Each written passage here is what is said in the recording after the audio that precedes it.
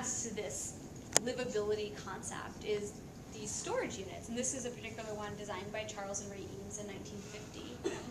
And it speaks to this need to create something that's usable and that is answering some needs of society. So in the mid-century, when people have a lot of stuff and they want to put it away, they don't want it to be all out, a storage unit like this, you could have a whole wall of them. You could use this as a room divider. So it has the perforated steel and just this X steel here, so that if it's a room divider, it still lets the air and the light flow through the space, but it's you know, delineating two rooms from each other. If it's just used as a wall storage unit, it helps streamline your interior by taking away all of the clutter and sort of speaks to that minimalist idea of putting things away, of having clean spaces, but still is very much part of the mid-century. And this is a piece that could really only be born in the mid-century because of its coloring, because of its materials, because of it's a little bit whimsical in its form. And here are two images of rooms from the 1960s that use wall units. In this case, this one, it really is a wall unit. And we have the desk that's jutting out here, and you can see exactly how those units are used and how they're something that answers a need of where do we put all of our stuff, like our records, our stereo, the tchotchkes that you've collected.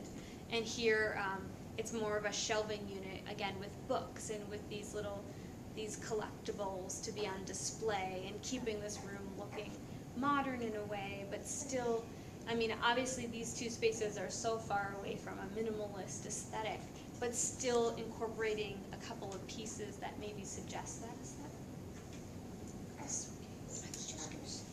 And these are two rooms from the 70s, again, where we see some wall units here that are just really, I feel like both of these spaces represent really livable spaces. Again, you see the furniture that is minimalist in its aesthetic. We have the Eames rocker, and then the Sarnen or Knoll table, I'm not sure which one it is. They both have similar pedestal tables. But just being these pieces that, standing alone, would look very inspired by Bauhaus pieces. But within an interior, the interior that they're in is filled with these colorful textiles with great patterns. And here we see these beautiful abstract art and this chair that's an abstract art piece. But again, it's being put into this interior that has this real sense of livability and usability, like someone would sit down at that table and have breakfast or dinner. So two other hallmarks of mid-century modern design are ergonomics and user research, and affordability and mass production. And I put them together because I think they go hand in hand. They go hand in hand with the design and the physical design of an object. So with ergonomics and user research, during the mid-century, there was an increased interest in how users interacted with design, how they felt when they were using it, how it felt to them. And with affordability and mass production, there was a continued dedication to design with production in mind for a middle-class price point. Designers were actively looking to design for people, for people's bodies, and Henry Dreyfuss is a really great example of this.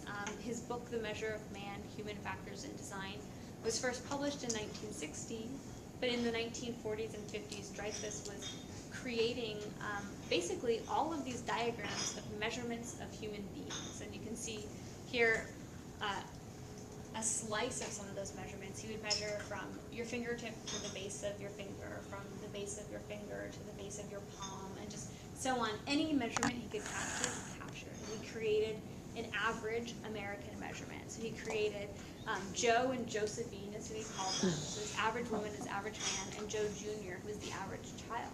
And in his book, it was filled with these diagrams that he used, that his designer friends used, that he published so that students could use.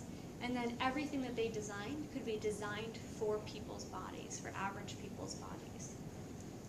Something that Dreyfuss designed, the Honeywell thermostat, and he designed this with the human hand in mind. So it was supposed to be the exact shape that would fit in his measurements that he discovered. So you could just beautifully cup it and turn it, and it would be easy, and it would feel right. Dreyfuss also designed a lot of telephones.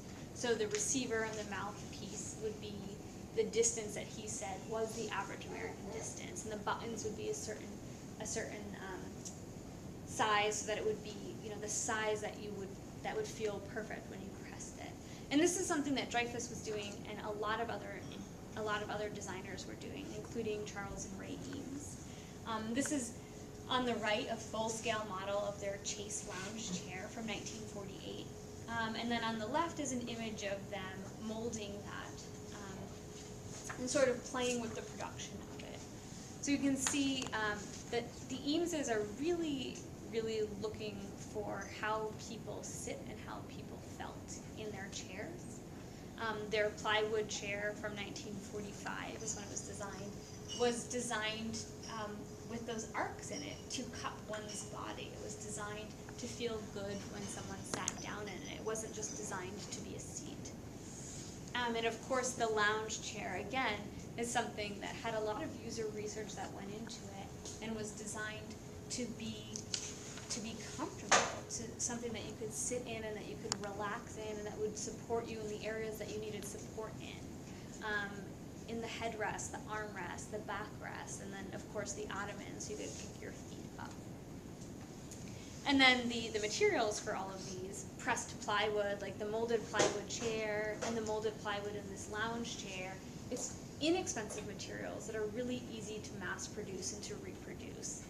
And then the cast aluminum bases, again, it's a casting process. It's very easy to produce.